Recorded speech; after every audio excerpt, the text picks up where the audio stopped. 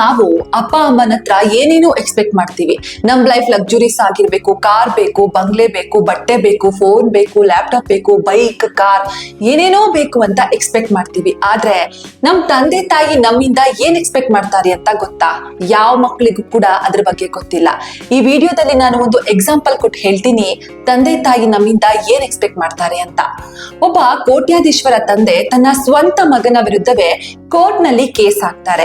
ಏನಂತ ಅಂದ್ರೆ, ನನ್ನ ಮಗ ನನಗೆ ತಿಂಗಳ ಖರ್ಚಿಗೆ ಹಣ ನೀಡ್ತಿಲ್ಲ, ನನ್ನ ಮಗ ನನಗೆ ದಿನ 100 ರೂಪಾಯಿ ನೀಡಿದ್ರೆ ಸಾಕು, ಅದು ಕೂಡ ಅವನು ನನ್ನ ಹತ್ರ ಬಂದು ಕೂತು ಅವನೇ ನನಗೆ ಹಣ ನೀಡ್ಬೇಕು, ಆಗ ಮಾತ್ರ ನಾನು ಈ ಕೇಸ್ನ ವಾಪಸ್ ತಗೊಳ್ತೀನಿ ಅಂತ ತಂದೆ ಕೋರ್ಟ್ ನಲ್ಲಿ ಹೇಳ್ತಾರೆ.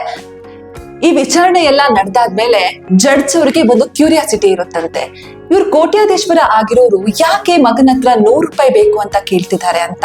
ಕ್ಯೂರಿಯಾಸಿಟಿ ತಡೆಯೋದಕ್ಕೆ ಆಗದೆ ಇದ್ದಂತಹ ಜಡ್ಜ್ ಆ ತಂದೆ ಹತ್ರ ಬಂದು ಕೇಳ್ತಾರಂತೆ, ಅಲ್ಲಪ್ಪ ನೀನು ಕೋಟ್ಯಾಧೀಶ್ವರ ಆಗಿದ್ಯಾ, ನಿನ್ನ ಹತ್ರನೇ ಆಳು ಕಾಳು ಬಂಗ್ಲೆ ಎಲ್ಲ ಇದ್ದಾರೆ, ಆದ್ರೆ ಮಗನ ಹತ್ರ ಕೇವಲ 100 ರೂಪಾಯಿನ ಯಾಕೆ ನೀನು ಎಕ್ಸ್ಪೆಕ್ಟ್ ಮಾಡ್ತಿದ್ಯಾ ಅಂತ. ಆಗ ಅಪ್ಪ ಹೇಳ್ತಾರಂತೆ, ನನ್ನ ಮಗ ಕೊಡೋ ದುಡ್ಡು ನನಗ್ ಬೇಡ, ಆದ್ರೆ ಅವನ್ ಕೊಡುವ ಸಮಯ ನನಗ್ ಬೇಕು. ಅವನು ನಮ್ ಜೊತೆ ಇಲ್ಲ, ನಮ್ಗೆ ಇರೋದು ಒಬ್ಬನೇ ಮಗ, ಅವನು ಅವರ ಹೆಂಡತಿ ಮಕ್ಕಳ ಜೊತೆಗೆ ಸಪರೇಟ್ ಆಗಿದ್ದಾನೆ. ಕಡೆ ಪಕ್ಷ ಈ 100 ರೂಪಾಯಿ ಕೊಡೋ ನೆಪದಲ್ಲಾದ್ರೂ ನಾನು ನನ್ನ ಮಗನ ಜೊತೆಗೆ ಸಮಯ ಕಳೀಬಹುದು, ಹಾಗಾಗಿನೇ ನಾನು ಕೋರ್ಟ್ ನಲ್ಲಿ ಕೇಸ್ ಹಾಕ್ದೆ ಅಂತ ತಂದೆ ಹೇಳ್ತಾರೆ. ಈ ವಿಡಿಯೋ ನೋಡಿ ಏನ್ ಅರ್ಥ ಆಯ್ತು ನಿಮ್ಗೆ? ನಮ್ಮ ಅಪ್ಪ ಅಮ್ಮನಿಂದ ನಾವು ಏನೇನೋ ಎಕ್ಸ್ಪೆಕ್ಟ್ ಮಾಡ್ತೀವಿ, ಆದ್ರೆ ನಮ್ಮ ಅಪ್ಪ ಅಮ್ಮ ನಮ್ಮಿಂದ ಎಕ್ಸ್ಪೆಕ್ಟ್ ಮಾಡೋದು ಕೇವಲ ಪ್ರೀತಿ, ಸಮಯ ಅಷ್ಟೇ. ಏನಂತೀರಾ?